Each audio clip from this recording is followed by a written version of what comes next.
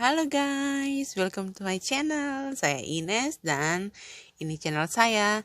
Dan untuk kamu yang masih baru di sini atau yang lagi klik terus dapat channel Ines, hai, halo untuk kamu. Ini saya Ines membicarakan, bukan membicarakan sih ya, tapi Ines berbagi cerita mengenai TKW gitu ya, tenaga kerja wanita khususnya Indonesia yang ada di Hong Kong. Dan untuk kamu yang penasaran apa saja yang seorang TKW lakukan selagi mereka bekerja di luar negeri di tempat pekerjaan mereka, ya kamu bisa menunggu saya. Kamu bisa menonton saya gitu kan. Oke, langsung saja apa yang hari ini saya ingin share untuk kalian. Karena beberapa waktu yang lalu saya sempat share, yaitu bagaimana kalau kita pensiun pensiun dari negara rantau ini ke pulang ke tempat kita yang pulang kampung maksudnya saya gitu kan. Nah, kalau untuk masih ada yang bingung apa saja yang harus kita lakukan sebelum kita benar-benar off for good begitu kan. Jadi kita harus tahu ya, kita harus tahu apa yang harus kita lakukan. Dan yang pasti ya kita harus menyimpan sedikit lebih uang atau menyisihkannya dari semenjak sekarang yang mungkin tersisa setahun, 2 tahun kita mau bekerja lagi di Hong Kong gitu kan. Nah, kita harus persiapkan itu. Jangan sampai kita tidak punya dana untuk pulang dan akhirnya hanya pulang sebentar ke tempat kita, terus kita balik lagi ke rantau dan akan selamanya begitu. Pasti saya yakin tidak akan ada kan yang mau seperti begitu. Ya, dan oke. Dan kali ini saya akan bicarakan mengenai safe atau amankah kita seorang TKW bukan ikut-ikutan tapi join bisnis investasi. Dan bisnis investasi macam apa yang saya rekomendasikan atau teman-teman pikir itu adalah sesuatu yang cocok untuk kalian. Jadi jangan itu ya, untuk kalian yang pengen pulang jangan takut deh berinvestasi. Karena kalau kita benar-benar berinvestasi di tempat yang bagus, nah itu akan membawakan hasil. Nah, investasi macam apa itu ya kita harus mengenalinya ya.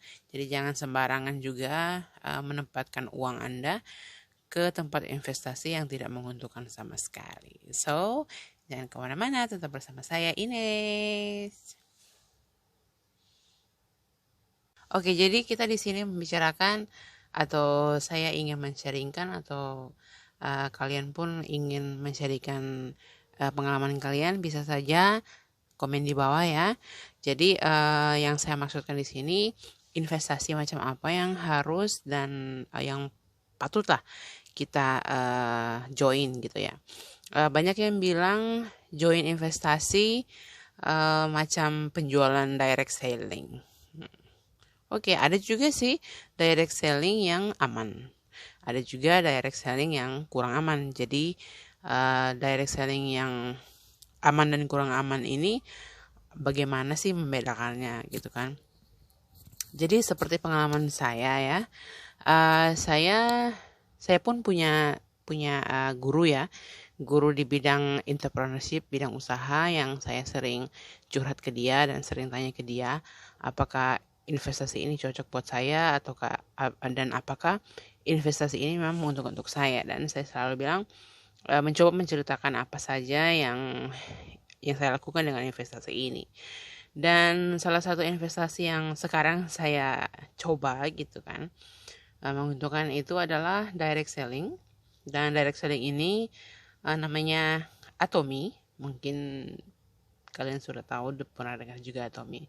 Kenapa saya memilih Atomy ya? Karena mungkin dari visi misinya Atomy atau dari market planningnya Atomy itu ya otomatis menguntungkan saya walaupun apa ya, banyak sekali yang harus kita uh, lakukan. Jadi dan apa saja yang harus saya lakukan, yaitu ya mungkin banyak yang bilang direct selling kan pasti itu untuk jual beli gitu kan. Nah, kumpul poin maksud saya begitu kan.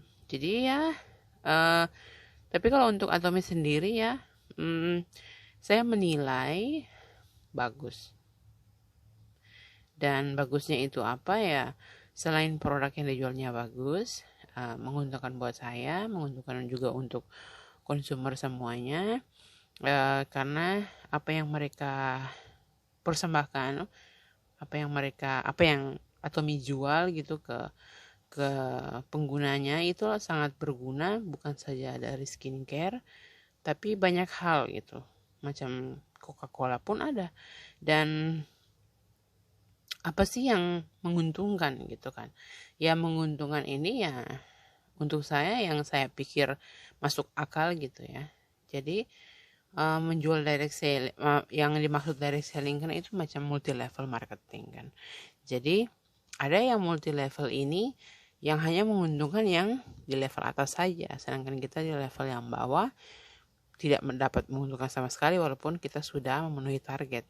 Karena ada hal-hal yang dari multi marketing yang lain yang memang ya begitu, sistemnya begitu, hanya untuk menguntungkan mereka yang di level atas. Jadi untuk level bawah itu walaupun kita udah benar-benar benar-benar masuk daftar, tapi nggak ada keuntungan sama sekali gitu loh. Jadi tidak ada menghasilkan apa yang kita harapkan. Dan untuk Atomi sendiri ya tidak ada tutup poin.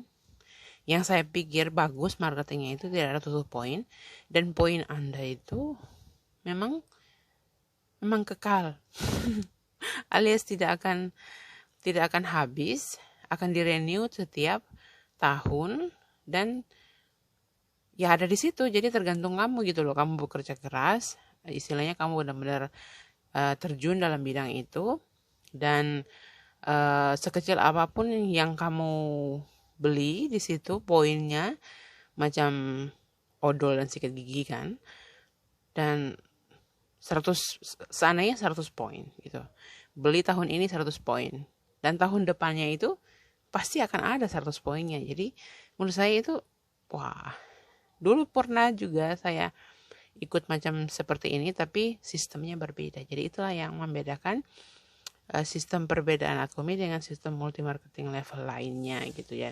Jadi ya kenapa tidak ya saya coba. Kalau memang menguntungkan ya saya akan teruskan, dan saya mungkin akan serius di bidang untuk Atomi sendiri. Asalkan kita memang betul-betul tahu apa keuntungan dan apa visi misinya dan bagaimana gitu loh. Jadi kita harus berani gitu.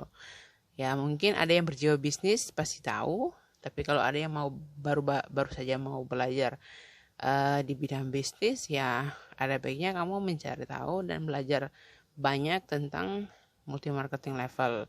Kenali multi marketing level yang bagus, dan kenali juga multi marketing yang hanya menguntungkan pihak lain. Begitu, kamu tahu maksud saya kan? Dan seperti halnya sebelum saya bikin video ini kan, saya sudah men-share produk apa yang dijual, yang dipersembahkan oleh Atomi gitu kan, dari skincare, dari suplemennya, terus ada odolnya, ada pokoknya hal-hal yang kita butuhkan keseharian kita gitu loh. Jadi untuk saya sendiri, untuk join investasi ini ya, yang saya pikir akan menguntungkan saya. Dan investasi lain lagi ada di bidang investasi pemerintah juga ada. Jadi kita jual beli, bukan saham, ada juga sih saham, terus jual beli surat di Indonesia sana ada juga kan. Jadi pokoknya kita harus menilai deh. Kita harus menilai dan benar-benar bukan cuma menilai secara oh ya penting ini menghasilkan uang. Yang penting aman gitu, yang penting aman dan uang kamu kembali. Oke, nah mungkin sebegini dulu ya ke cerita-cerita Ines tentang investasi untuk kamu yang ingin pulang ke rumah, pulang ke tanah air gitu. Mudah-mudahan sukses, dan untuk kamu yang baru aja mau join menjadi seorang tenaga kerja Indonesia di luar negeri, khususnya Hong Kong, kita juga harus atur mindset kita.